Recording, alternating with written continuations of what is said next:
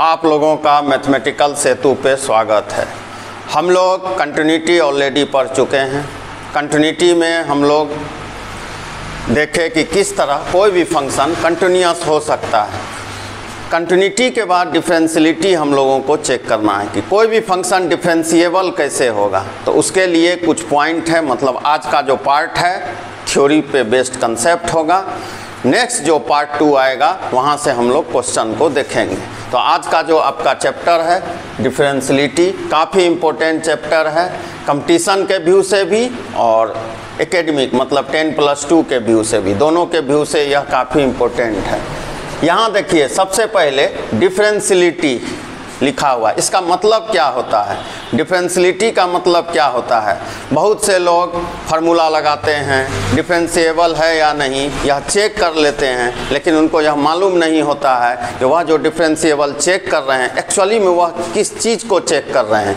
तो डिफरेंशियलिटी का मतलब होता है यूनिक टेंजेंट। फिर से सुनिए, डिफरेंशियलिटी का मतलब होता है यूनिक टेंजेंट। यूनिक मतलब क्या हुआ? एक पॉइंट पर एक टेंजेंट। समझ में आ गया बात? तो डिफरेंशियलिटी का मतलब है यूनिक टेंजेंसी। यूनिक टेंजेंसी इसका मतलब आप समझ गए होंगे, यूनिक टेंजेंट। सेकेंड पॉइंट है डिफरेंशियलिटी का, एक बार फिर से मैं मतलब बतला दूं।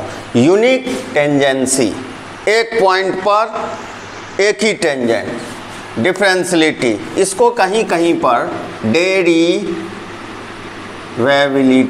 भी कहा जाता है। मतलब कोई भी फंक्शन अगर डेरिवेटिव है, किसी भी फंक्शन का डेरिवेटिव इवेल्युएट किया जा सकता है तो हम लोग बोलते हैं वो डेरिवेबल है, और उसी को बोला जाता है डेरिवेबिलिटी। अब है डेरिवेटिव कितने तरह का होता है, कितने तरह से उसको प्रेजेंट किया जा सकता है। एक होता है ज्योमेट्रिकल जो मैथमेटिक्स में यूज करेंगे, एक होता है फिजिकल जो आप फिजिक्स में ऑलरेडी पढ़ चुके हो।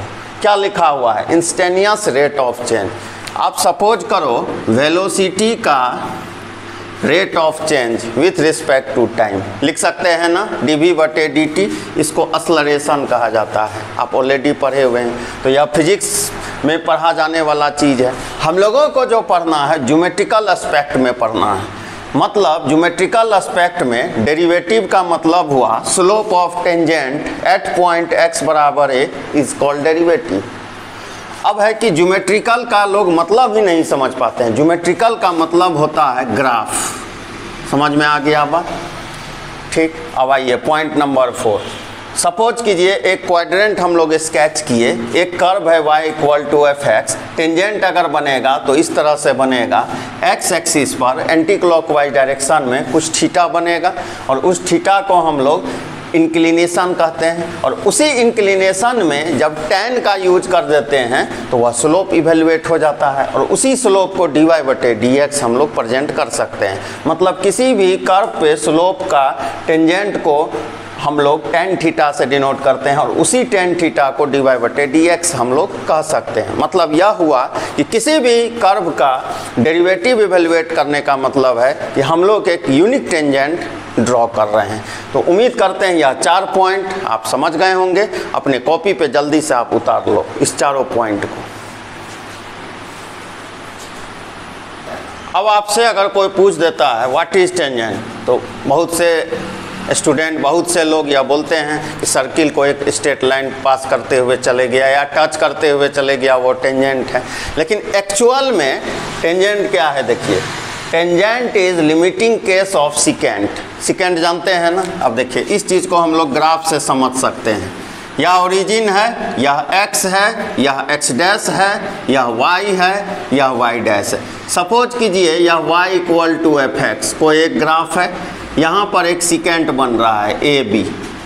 अब क्या होगा, हम लोग क्या लिखे? Tangent is limiting case of secant. थोड़ा सा समझना है, कंसेप्चुअल टॉपिक है जो आज का है। इसे अगर आप अच्छी तरह समझ जाओगे कोई भी क्वेश्चन आसानी से लग जाएगा, क्योंकि कंटिन्यूटी में हम लोग क्या पढ़े? लिमिट पढ़े। डिफरेंशियलिटी में भी क्या पढ़ेंगे? लिमिट पढ़ेंगे। लेकिन डिफरेंशियलिटी होता क्या है, क्यों चेक करते हैं, क्या क्या कंडीशन होता है, उसको आपको ध्यान से। फंक्शन कंटिन्यूअस कब होता है, कंटिन्यूअस है तो कि डिफरेंशिएबल होगा कि नहीं, हर एक चीज़ पे बात करेंगे। कॉम्पिटिटिव व्यू से काफ़ी इंपॉर्टेंट टॉपिक है यह। तो हम लोग एक क्वाड्रेंट स्केच कर लिए, एक y = fx graph sketch sketch किए, एक ए बी बनाए, ए बी को सिकेंड कहते हैं। अब यहाँ लिखा है tangent is limiting case of second. अब बच्चे सोचेंगे टेंजेंट तो टच करते हुए निकलता है। इसी फिगर को मैं देखिए इधर, यह ए बी है जी, धीरे धीरे देखिए, धीरे धीरे धीरे धीरे धीरे धीरे धीरे धीरे बी जो है ए की तरफ आ रहा है। सुनिए मैं क्या बोल रहा हूँ, बी ए के तरफ टेंड्स कर रहा है। एक समय ऐसा आएगा जो बी ए और ए एक ही पॉइंट पर लाइक कर जाएगा और टेंजेंट बन जाएगा। कोई भी चीज़ को रटना नहीं है। फिर से सुनिए, tangent is limiting case of secant, A B एक सिकेंट है। धीरे धीरे क्या होगा, बी जो है खिसकना शुरू करेगा, ए के तरफ खिसकते जाएगा। देखिए मैं इसे डायग्राम में आपको दिखाने का कोशिश किया, बी यहाँ आ गया, फिर बी यहाँ आ गया, बी यहाँ आ गया। एक समय ऐसा आएगा जब ए टेंड्स टू बी हो जाएगा, मतलब बी जो है ए के काफ़ी क्लोज हो जाएगा, काफ़ी क्लोज, और वहाँ पर एक टेंजेंट बी और ए एक ही पॉइंट पर लाई करेगा और वहाँ पर एक टेंजेंट ड्रॉ हो जाएगा, मतलब बी ए की तरफ शिफ्ट हो रहा है। इस पॉइंट को आप समझ गए होंगे कि tangent is limiting case of secant. मैं किस तरह से बोला, बी शिफ्ट होते होते होते होते ए के बहुत क्लोज हो जाएगा और वहाँ से आपको लगेगा कि दोनों पॉइंट एक जगह है और वहाँ से एक टेंजेंट बाहर निकल रहा है। समझ में आ गया होगा। इस पॉइंट को आप जल्दी से अपने कॉपी में उतार लो और उम्मीद करते हैं इस कंसेप्ट को भी आप समझ गए होंगे। अभी अगर कोई आपसे पूछे कि व्हाट इज टेंजेंट, तो आप बोल देना tangent is limiting case of secant. अब देखिए यह छठा नंबर टर्म पॉइंट, हम लोग क्वाड्रेंट स्केच किए। एक कोई कर्व है, जनरल कर्व में मान लिया। अब यहाँ से टेंजेंट ड्रॉ करना है। एक टेंजेंट इस तरह से बनेगा और एक टेंजेंट इस तरह से बनेगा। सबसे फर्स्ट डिफिनेशन जब हम लोग लिखे थे वहाँ पर हम लोग बोले थे कि टेंजेंट का मतलब होता है यूनिक टेंजेंसी, मतलब एक पॉइंट पर एक टेंजेंट। हम लोग यहाँ क्या देख रहे हैं, यहाँ पर एक टेंजेंट ड्रॉ हुआ और एक इधर दूसरा टेंजेंट ड्रॉ हो गया, मतलब यह किस तरफ बना, राइट हैंड साइड पे बना, यानी इसको आर एच डी कहते हैं। देखिए यही चीज़ समझना है, राइट हैंड डेरिवेटिव। और यह लेफ्ट साइड पे बना, इसे एल एच डी कहते हैं। और आपको मालूम है कि कोई भी टेंजेंट के लिए यह शर्त है यूनिक टेंजेंट होना चाहिए। यहाँ पे दो टेंजेंट बना है, मतलब हम कह सकते हैं इस कर्व के लिए यह फंक्शन नॉट डिफरेंशिएबल है। अब एक जनरल कर्व और लिए हम लोग। अब सोचिए यहाँ पे कहाँ टेंजेंट बनेगा, राइट साइड में बना, इसको हम लोगों ने आर एच डी कह दिया। और इस कर्व का टेंजेंट सिकेंट होते घटते घटते घटते इस पॉइंट पर टेंजेंट ड्रॉ हो गया, इसको हम लोग एल एच डी कहेंगे। एक कॉमन टेंजेंट बना, left hand derivative, right hand derivative. अगर दोनों इक्वल है तो फंक्शन डिफरेंशिएबल होगा।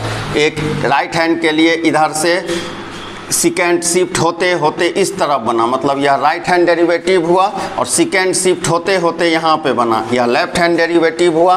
कॉमन टेंजेंट यह हो गया, और left hand derivative right hand derivative के लिए, left hand derivative right hand derivative के इक्वल हुआ, और हम लोग कह सकते हैं फंक्शन इज डिफरेंशिएबल। इस केस में कह सकते हैं function is not differentiable because left hand derivative is not equal to right hand derivative. और टेंजेंट का डिफिनेशन है यूनिक टेंजेंट ड्रॉ होना चाहिए, तो फंक्शन डिफरेंशिएबल होगा। तो इस दोनों पॉइंट को जल्दी से उतार लीजिए और हम लोग अब फार्मूला की तरफ बढ़ेंगे।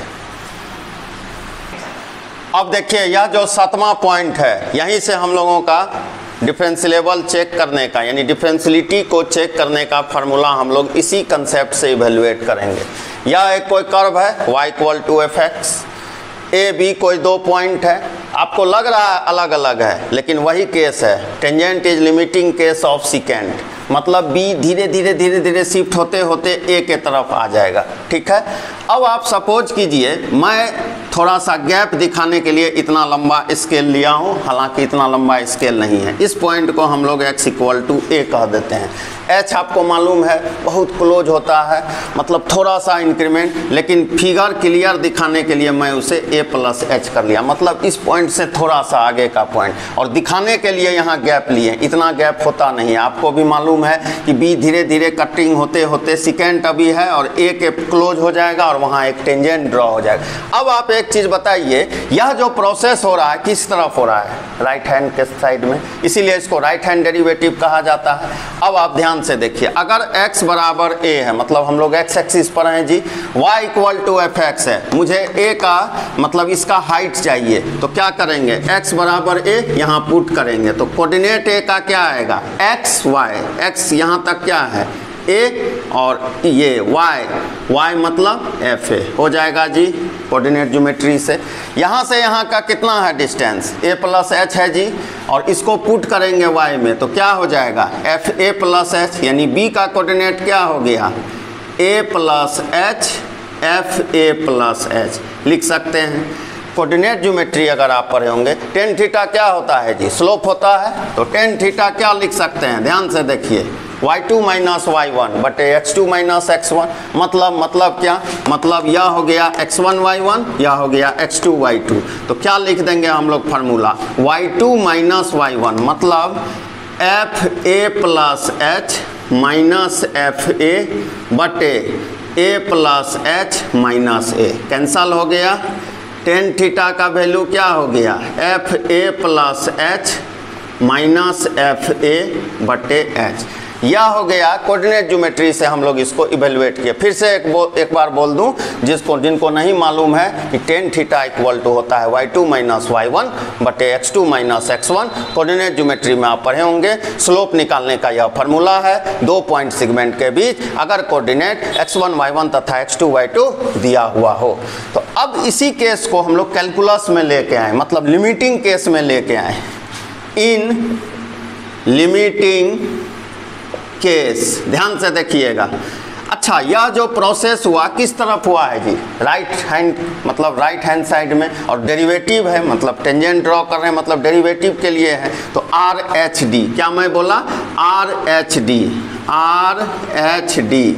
अब आप एक चीज़ बोलिए, h 0 हो जाएगा। 0 कैसे हो जाएगा? अरे b धीरे धीरे a के पास हो जाएगा, तो h 0 हो जाएगा। कैसे आप बोल दिए h 0 हो जाएगा?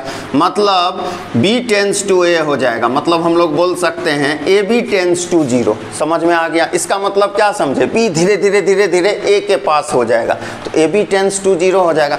ए बी क्या है जी? यहाँ से यहाँ का डिस्टेंस, और इसको डिस्टेंस को जब लेंगे तो कितना हो जाएगा जी? h डिस्टेंस है, मतलब हम बोल सकते हैं h टेंस टू 0 है। अब लिमिटिंग केस है, limit h tends to 0 F a plus H minus F a by H. ये हो गया राइट हैंड डेरिवेटिव का फार्मूला।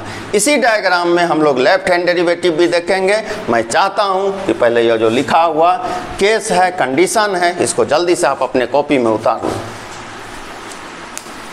अब देखिए, हम लोग अभी तो थोड़ा देर पहले देखे इस तरफ का केस, मतलब जो राइट हैंड के साइड में टेंजेंट, सिकेंड से टेंजेंट ड्रॉ होने का प्रोसेस था। फार्मूला हम लोग इवेल्युएट किए, राइट हैंड डेरिवेटिव की। अब यह लेफ्ट में प्रोसेस हो रहा है, मतलब यह लेफ्ट हैंड डेरिवेटिव है, आप ऑलरेडी समझ चुके हैं। अब एक चीज़ बताइए, अगर x a है, यह a प्लस एच है, a से थोड़ा कम होगा, मतलब इसका कोऑर्डिनेट a माइनस एच होगा। h छोटा इंक्रीमेंट है जी। c का कोऑर्डिनेट क्या हो जाएगा? ध्यान से देखिए, यह a f a वही रहेगा। c का कोऑर्डिनेट, x का वैल्यू a माइनस एच, यह y है जी, f x के अंदर पुट किए, तो इस c का कोऑर्डिनेट हो गया a F A minus H. यहाँ भी वही फार्मूला लगेगा, टेन थीटा इक्वल टू क्या होता है फार्मूला? y1 माइनस y2 या y2 माइनस y1। डायरेक्शन सिर्फ सेम रखना है, आप कोई भी फार्मूला ले सकते हो, यहाँ से लिख सकते हो। अच्छा, यहाँ देखिए a माइनस एच होगा, x का वैल्यू ध्यान दीजिए यहाँ, ठीक है। आप किधर से भी ले सकते हो, मैं इधर से ही ले रहा हूँ। y1 माइनस y2 क्या लिखेंगे यहाँ? F A minus H minus F A divided by A minus H minus A minus A cancel, tan theta equal to F A minus H minus F A divided by minus H. उसी तरह जिस तरह right hand derivative में limiting case किए। अच्छा, यह जो changing का प्रोसेस है यह लेफ्ट हैंड डायरेक्शन में है, इसलिए इसको लेफ्ट हैंड डेरिवेटिव कहा जाता है। L H D limit H tends to 0 F A minus H minus F A divided by minus H, यह फार्मूला हो गया। और कोई भी फंक्शन डिफरेंशिएबल है यह चेक करने के लिए आवश्यक होता है कि left hand derivative should be equal to right hand derivative. अगर दोनों इक्वल होगा तो एक कॉमन टेंजेंट बनेगा और हम लोग कह देंगे फंक्शन इज डिफरेंशिएबल और नॉट। जल्दी से इसको आप उतार लें। अब देखिए हम लोग अभी थोड़ा देर पहले लेफ्ट हैंड डेरिवेटिव और राइट हैंड डेरिवेटिव के बारे में चर्चा किया। अब उसको नोटेशन, मैथमेटिकल नोटेशन किस तरह से देंगे। लेफ्ट हैंड डेरिवेटिव याद कीजिए, आप अगर कंटिन्यूटी पढ़े होंगे, left hand limit right hand limit लेते थे, यहाँ लेफ्ट हैंड डेरिवेटिव बोलते हैं एफ ए माइनस। अभी तुरंत फार्मूला इवेल्युएट किए, limit H tends to 0 F A minus H minus F A divided by minus H. और यह क्या है, right hand derivative F A plus limit H tends to 0 F A plus H minus F A divided by H. यह हो गया left hand derivative का formula, यह हो गया राइट हैंड डेरिवेटिव का फार्मूला। अगर कोई भी फंक्शन डिफरेंशिएबल है तो दोनों इक्वल होना चाहिए। जल्दी से इस पॉइंट को उतार लें। अब देखिए, when function is differentiable at x equal to A, left hand derivative is equal to right hand derivative. और वैल्यू कैसा होना चाहिए जी, फाइनाइट वैल्यू होना चाहिए। लेफ्ट हैंड डेरिवेटिव को किससे प्रेजेंट करते हैं, एफ ए माइनस से। राइट हैंड डेरिवेटिव को किससे प्रेजेंट करते हैं, एफ ए प्लस से। और यह दोनों क्या होना चाहिए, फाइनाइट होना चाहिए, तभी हम लोग डिफरेंशिएबल है या नहीं चेक कर सकते हैं। तो आज मैं थ्योरी का 9 पॉइंट पे रोक रहा हूँ। थ्योरी का आगे भी कुछ अच्छा पॉइंट है, लेकिन उस पॉइंट पे जाने से पहले मैं चाहता हूँ कि जो नेक्स्ट पार्ट आएगा यानी पार्ट 2 आएगा, वहाँ पे हम लोग क्वेश्चंस लगाएंगे, अच्छे अच्छे क्वेश्चंस को करेंगे। दूसरा चीज़, कुछ लोगों का यह कमेंट आ रहा था कि लिमिट आप 3 से 4 पार्ट में कराकर छोड़ दिए।